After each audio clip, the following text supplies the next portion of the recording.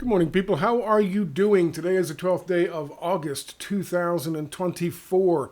Yeah, the shit's going straight downhill. We'll talk about a little article written by Dr. Merrill Nass. Kind of sums up the shit we've been talking about the last couple of weeks. It's all going downhill, but I think I have to ask the question that's out there for most people on their minds. The most important question of all. We're also going to talk about what happened with the nuclear facility in Ukraine that Russia has been safeguarding. And the Ukrainians decided, hey, it might be a good idea to use 2 drones on their fucking cooling towers, trying to make another fucking Chernobyl nuclear disaster in Ukraine once again. We'll talk about that as well, briefly. But we have to start off with the most important question. Who did it better, Raygun or Cyraxx? Let's go to the video. Let's go to the tape. This would be Raygun breakdancing. This was actually a contest in the Olympics this year. Breakdancing won't be in the Olympics 2028. Why? Primarily because of her. She received all of 0 points for this stuff.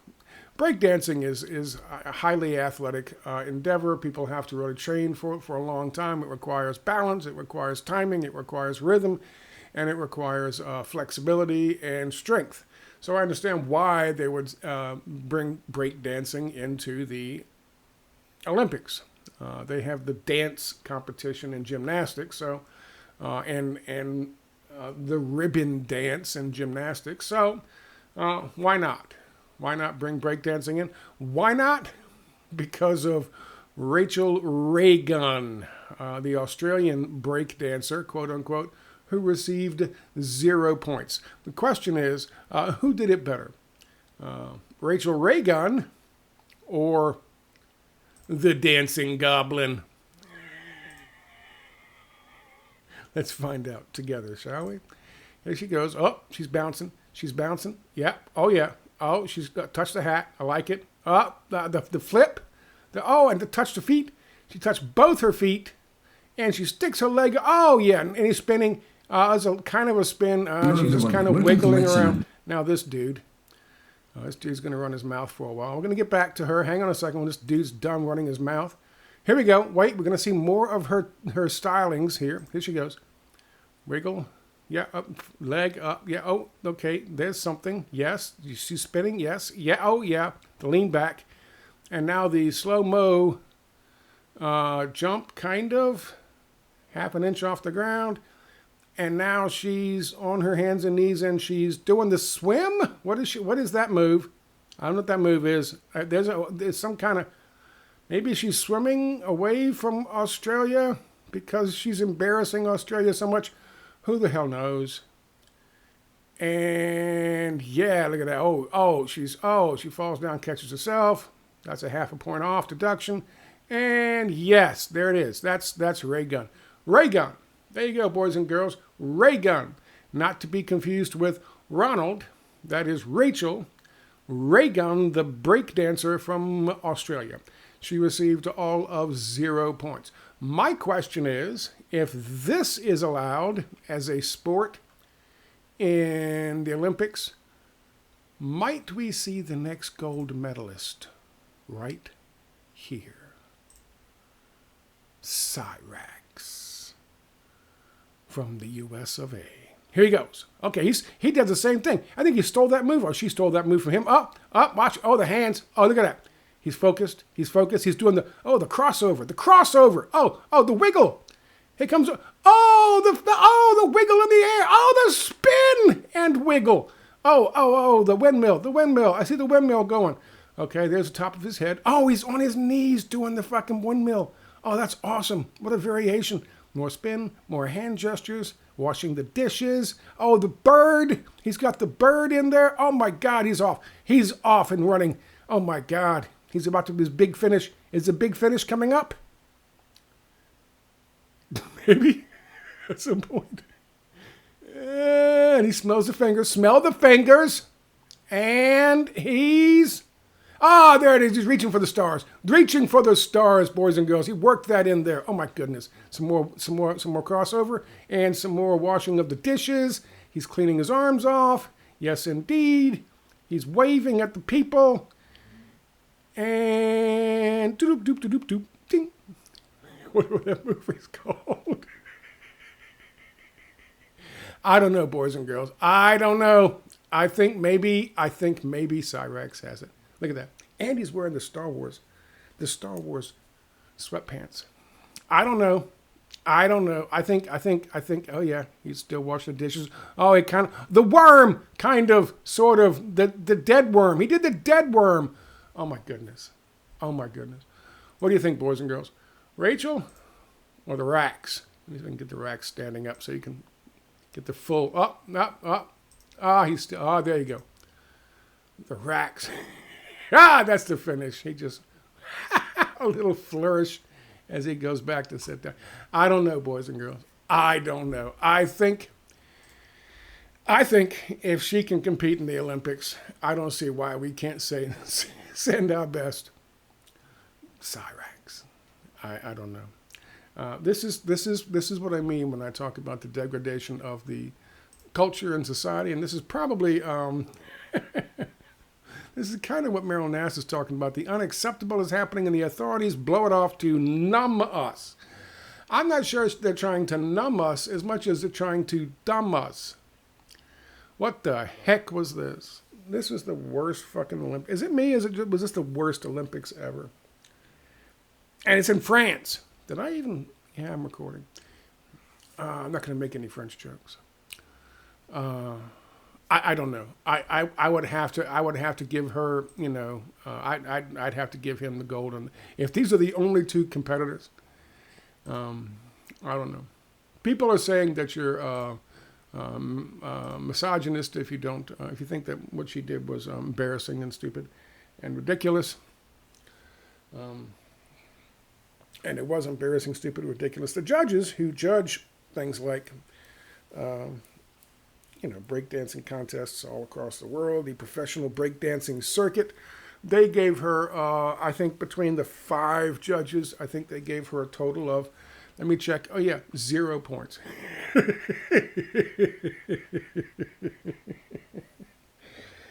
I don't know. Would they have given Cyraxx more? I think even if if he would get 1 point, Cyraxx would win.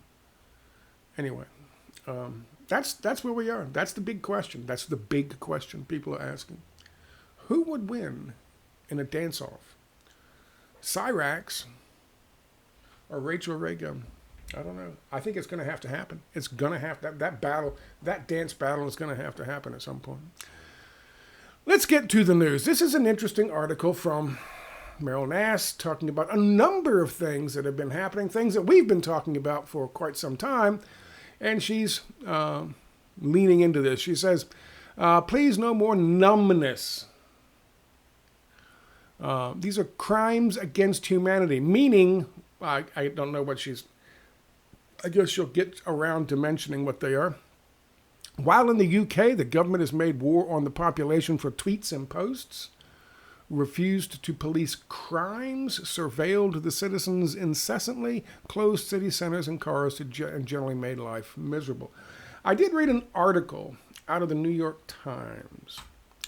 And the New York Times was talking about Keir Starmer, or whatever his name is, how you pronounce it, and a Starmer. And it was saying, well, he's in a bad situation.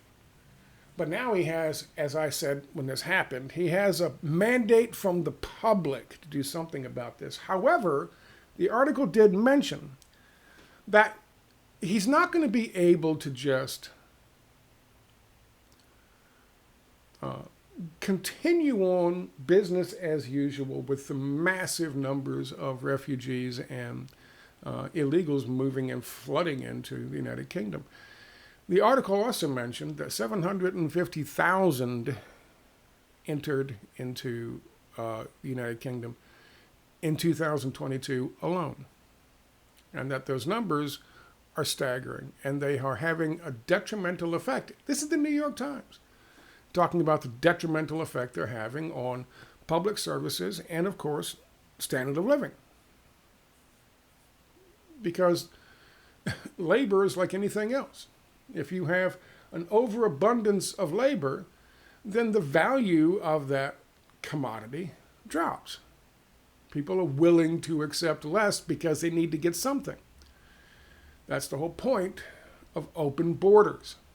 It's good for business and business only. So at least the New York Times did mention the fact that this is a reality. Now she'll mention in her article that this only really is going to affect the working class and the poor and the working poor in the United Kingdom, and they don't give a shit. Obviously, the need for assistance is now increasing while the assistance itself is decreasing, and the availability of it is becoming harder and harder to get. Mainly because of the massive numbers of illegal immigrants are coming in, refugees and all sorts of people, migrants and so forth. This is a very real problem for him to deal with. And of course, now he has his mandate. And as I pointed out the last couple of days, there are multiple articles written about, they've really got to push to and secure into legislation just this open border system. Of course, this is written by people who are in support of billionaires who want to make sure that their access to ever cheaper labor will remain unhindered by what's going on here. Of course, it also talked about, she also mentioned in her article, the fact that now they're locking down the internet. So you're going to get busted for memes. You're going to get busted for fucking Facebook posts, busted for watching videos like mine or reading articles like Meryl Nance's. Deeply problematic shit. Continue. It's the supranational state against everyone else. Puppet Voldemort, I call him Voldemort, Zelensky, managed by the moronic U.S. State Department, warring against both Ukrainians and Russians, attacking his own country's nuke plant because it's managed by Russians. But the radiation will spread over Ukraine first. It depends on how you look at it and what the weather system is. But Puppet Starmer, finally getting his dream job and now able to roll out the real plan and squeeze the pensioners and the poor until they become destitute. Justin Trudeau's Canada offering the poor the opportunity of medically assisted death. And of course the arch-criminal Netanyahu and his pals doing their best to outdo the Nazis at ethnic cleansing while using the world's best propaganda on their own citizens so they believe it's they who are under constant attack, not Gaza. Very good points. All very good points. Begs the question, what the hell is happening? They're numbing us down. What are they numbing us down for? They're dumbing us down, first of all, especially with the Olympics, and they're numbing us down. Who was I reading yesterday? I can't remember exactly what it was. We've talked about this.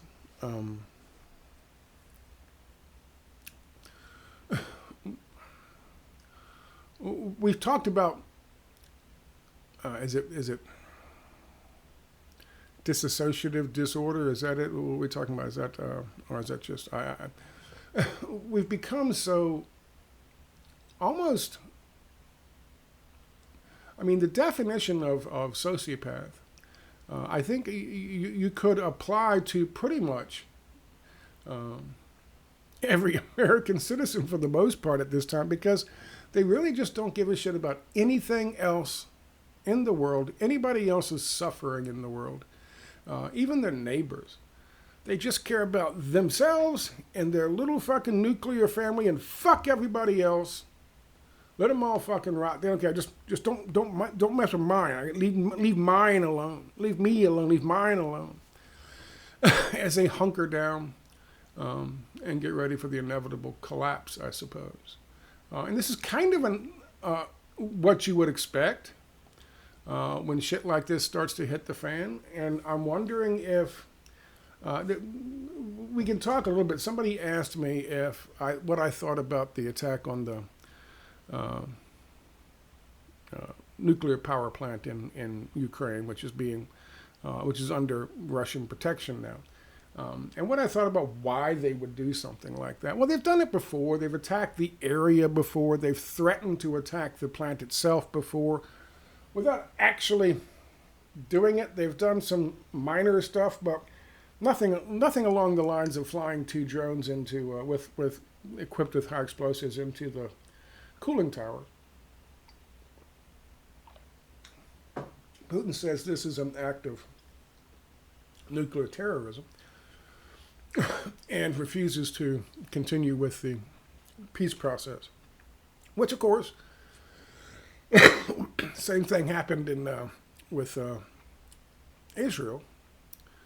Same thing always happens with Israel when they want to, stop the peace process from taking place. They bomb somebody. Most recently, they killed the head of the delegation from Gaza who was negotiating for a peaceful resolution on Iranian soil. Trying their level best to do everything they can to stop the fucking peace process. That's the same thing that happened with Zelensky's people. I can't say Zelensky because I don't think anyone takes him seriously outside of the country, so I seriously doubt anyone takes him seriously inside the country. He's not a leader of men. He's a fucking failed comedian who pretended to play a fucking piano with his dick once. That's literally what he did. That was his fucking claim to fame on some TV fucking show in Ukraine. He was picked up by Kolomoisky, and he was marketed. He was groomed. They put him on a TV show where he played an average guy who ends up becoming president of Ukraine. Then, of course, he ends up becoming president of Ukraine. So his costume was always a sweatshirt and his average guy look, his Ukrainian everyman look. But he was anything but. He was anything but. People in the leadership in Ukraine don't give a rat's ass what the fuck he says. So the question is, who gave the order and why? Well, as Meryl Nass points out, it's getting really weird over there now. The United States just sent the USS Abraham Lincoln carrier group and a cruise missile nuclear submarine into the waters, and the carrier group was on its way. They've instructed them to speed up their transit. This happened yesterday evening, and the orders for the cruise missile nuclear submarine to get their lickety split. That all happened yesterday. Apparently, there was a call between Lloyd Austin and their fucking psychotic fucking Minister of Defense in Israel, who demanded that we hurry up and get there before the consequences of their actions, the Israelis, are meted out by the Iranians. Hurry up, come protect us. So that's happening now as we speak. Something is expected. So I think somebody sent me an email asking me if I thought that maybe there was going to be some kind of nuclear exchange or something was going to happen, and maybe this would have provided cover the radioactive fallout from Ukraine over the United Kingdom or European Union, that they could then say, well, it actually came from Ukraine and the Russians. That's a story as well. Part of the story is that the mainstream media is running around saying for some reason Russia set fire to the fucking thing themselves. I guess now they believe in false flags. They're going to say that they set fire to it, and they're claiming that the Zelensky and the Ukrainians did it. The question is that a possibility to cover for perhaps a wash of nuclear radiation moving from either Iran, if the Israelis use one of their nukes, or something else, or the United States.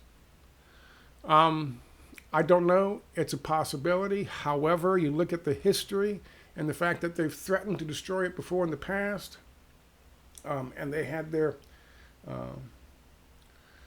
back of their hands smacked by the U.S. saying, oh, "What are you doing?"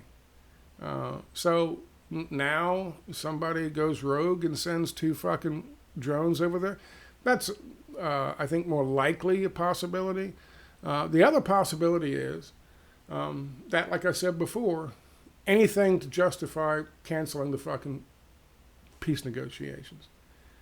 Anything to justify canceling the peace negotiations. Remember, there are people who are making a lot of money off this conflict in Ukraine.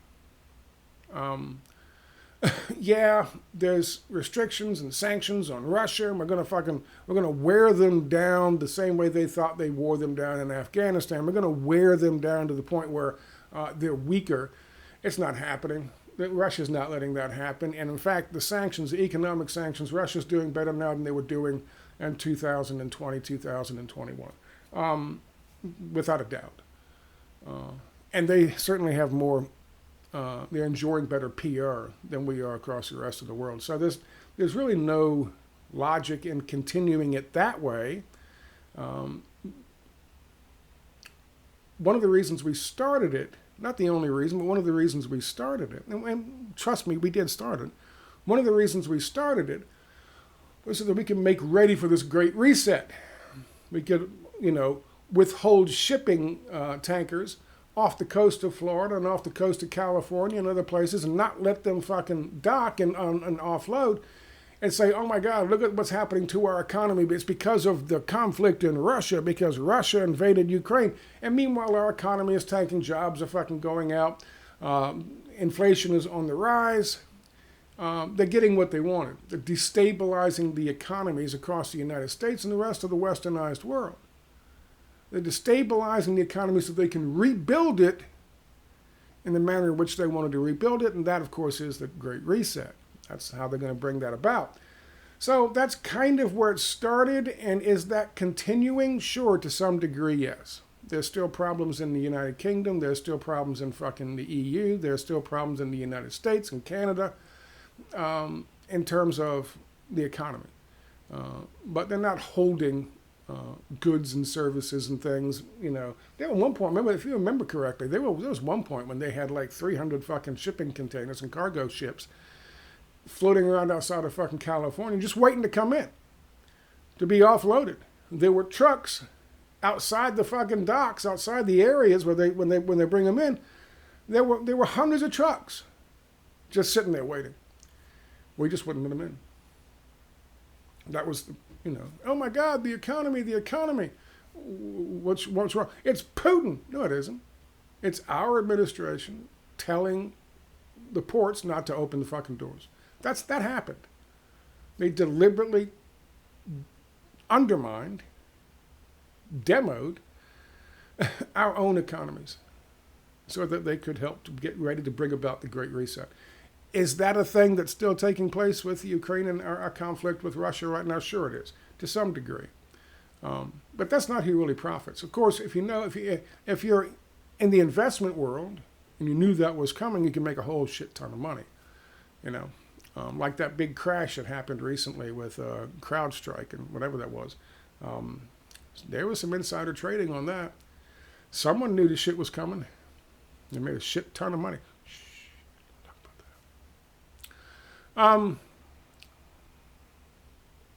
So where does that leave us?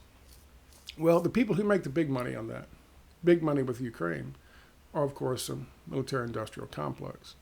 And they are certainly not willing to go back to the Cold War days when they weren't building anything, they weren't replenishing any stocks, they weren't, mass manufacturing all these armaments. That's where the money is right now, around in these towns where these companies are building shit for war to kill each other and kill fucking kids in Gaza and shipping them off. Those guys are making time and a half, double time for all the overtime they're putting in. And the people who make the profits from that, the people who make the real money from that, they don't want to see it over. They don't want to see it end. So yeah, fuck that peace thing. Let's blow up this fucking nuclear power plant. And that'll stir up more shit. It'll push back the peace process by 3, 4, 5 months. Hell, that's a whole quarter. You know, and their jobs are to make more money this quarter than they did last quarter. So I think that's pretty much as simple as that is. I don't know if that would make any sense. I mean, look, as cover for something else, for what? A nuclear attack? Power plants have use a certain type of uranium. Warheads use a different type of uranium. So believe it or not, in the fallout, you can tell one from the other. I'm not entirely sure how that would cover for anything, aside from the simple fact that, you know, you just look at weather patterns and you can see what cloud is coming from where. And even if there was another Chernobyl that happened in Ukraine at the power plant, and then if there was, say, an Israeli fucking nuclear strike on some place in Iran, you know, the stuff coming from here and the stuff coming from here and the stuff coming from down here, I'm not sure, with the weather patterns being globally fucking monitored all the time, I'm not sure you can even cover for anything. How one would cover I don't know how that would work. But I do know that 2 different kinds of materials are used. So it's very obvious in terms of what their fallout, where the fallout comes from, if that answers your question. But I do think that it is part and parcel of, say, the escalation that's taking place in Israel, as opposed to a peace plan, and of course the escalation that's taking place in Ukraine, as opposed to a peace plan.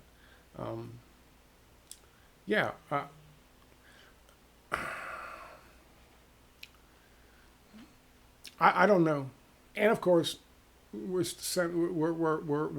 mainlining fucking our Navy, a fleet, and a cruise submarine cruise missile submarine into the area. They expect something to be happening very soon, and I don't know if full-on war breaks out in fucking Middle East.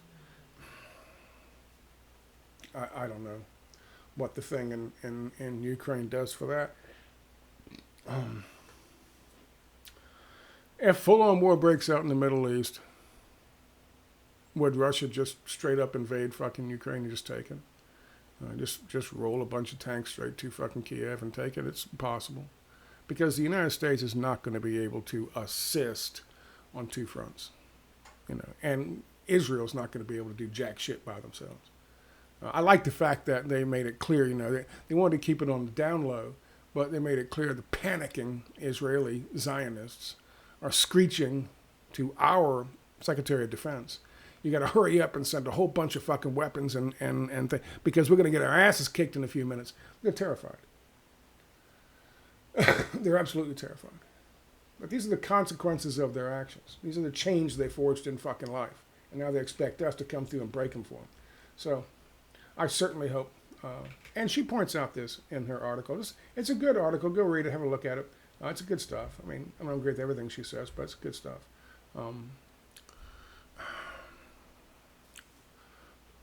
It's going to get very interesting over there. And remember this, too. I've told you since the beginning of this whole thing that this Zionist agenda of theirs, this plan of theirs, has been in place for well over 100 years. And it's been passed down from generation to generation to generation of psychotics, of greedy, covetous psychotics. And they're not about, with the assets that they have in place, you know, being able to dictate how people are elected or not elected in the United States, being able to dictate what people can say or can't say on social media, and of course the mainstream media. They've placed their assets in place. They've put their assets in positions. This is like the end game of a chess match. They've put all their fucking assets in places. They sacrificed what they had to sacrifice. They took a few losses, but now they've got their fucking end game ready to go. And all their pieces are in place. They're utilizing all their pieces. They're exposing all their pieces. Like the United Democracy Program. They're exposing all of their pieces in order to get this to fucking work. They have to, because, and of course, you know, in the aftermath of it, people will say, why does AIPAC have so much influence? And there's going to be pushback on that. There's already pushback on that. Why is there a United Democracy Project, fucking PAC, that's Political Action Committee, that's able to spend $100 million on candidates based on what they're going to do in some other fucking foreign country? That's the same interference that we were complaining about we thought Russia was doing, or Iran was doing, or China was doing. They weren't doing it, but Israel is. There's going to be pushback on that. There might even be, hopefully, some people looking at Citizens United saying, you know what, the reason this exists is because of Citizens United. If we get rid of Citizens United, we solve a bunch of problems. So they're rolling the dice. This is everything. They're going to throw everything they have at this. They're going to infiltrate fucking solidarity movements. They're going to go after fucking the alt-left and buy them off. And get them to spread the disinformation. Yeah, I know it's terrible what's happening to the 15,000 dead kids, but Hamas is a evil terrorist dictators killing their own people. They're gonna fucking do they're gonna spend every fucking nickel and every shekel they can get their hands on. Because this is it. They're gonna get fucking Glenn Greenwald to come out there and fucking say, yeah, that's terrible, but there can't be a two-state solution because there are settlers who fucking have a house now. They're going to expose themselves. And in the aftermath, people are going to go back and look, just like what happened with COVID. In the aftermath, people are going to go back and look. This is it. This is all or nothing. They are all in. They're pushing their chips all in.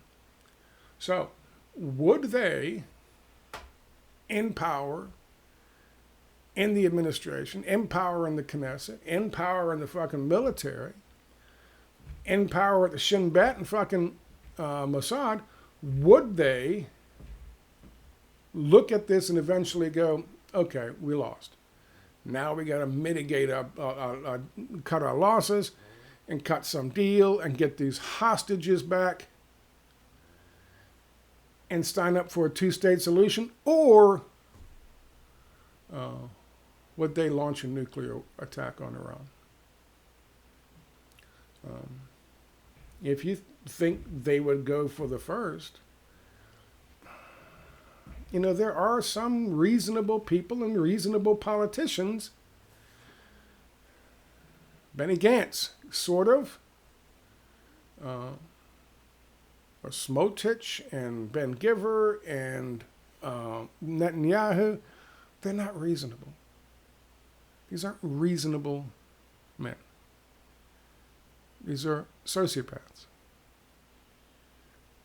And I believe they would rather, as they put it before, pull the temple down around their own heads, rather than giving up on their fucking dream that was handed down to them by their fathers and their grandfathers and their great-grandfathers. They don't want to be the administration in power, the Zionists in power, who lost. And I think it's that simple. And I think the sooner people realize that these people are never, ever going to give up until they're gone, one way or the other. I was hoping the Israelis would get rid of these psychotics before the beginning of this year. I gave the Israelis the benefit of the doubt. That was fucking wrong. There's some interesting information here. Here's Putin saying there's no more talks with Kiev after the attacks on the Zaporizhzhia nuclear power plant. And of course, that was the whole point. This is interesting. The U.S. has offered Nicolas Maduro amnesty for all that fucking narco trafficking he did, narco terrorism that he did, which of course he didn't do. But I did post 2 links to show you that, yeah, that's not what he does, but that's what we do. That's our thing. We blame other people for the shit that we do. We accuse other people of the shit that we do. And these are links that go straight from, this is information that comes straight from our U.S. military websites. And here's one. I'll share it with you. National Defense University Press. Yeah. Organized crime as irregular warfare, including narco-terrorism. Yeah, that's from my playbook. That's what we do. So we're offering him a chance to just go away, and we'll turn a blind eye to the shit that he's not doing if he lets Gonzalez take over, even though Gonzalez lost. That's where that is now. That literally came out. That's from RT, and it's quoting, I think, a New York Times article. Here's a submarine on its way to the Middle East. Where is the Curia strike group? And that's a situation where Second Minister of Defense Yoav Gallant is begging Lloyd Austin to get over this as quickly as possible because shit's about to hit the fan. Hamas is continuing to say to everybody across the world, we will accept Biden's truce plan even still, even after what Netanyahu did in order to kill the possibility of a peace plan. That's still on the table, ready to go. And I want to end with this. This is, listen, it's nothing.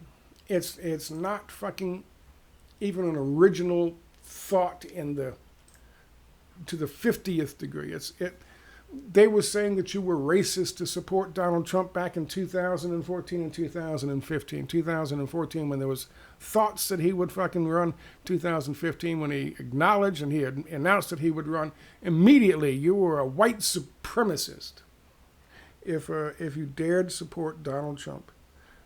They do this. You were you were racist if you didn't want to take the fucking COVID-19 jabs. If you were white and didn't want to take the COVID-19 jabs, then you were the byproduct of a racist system.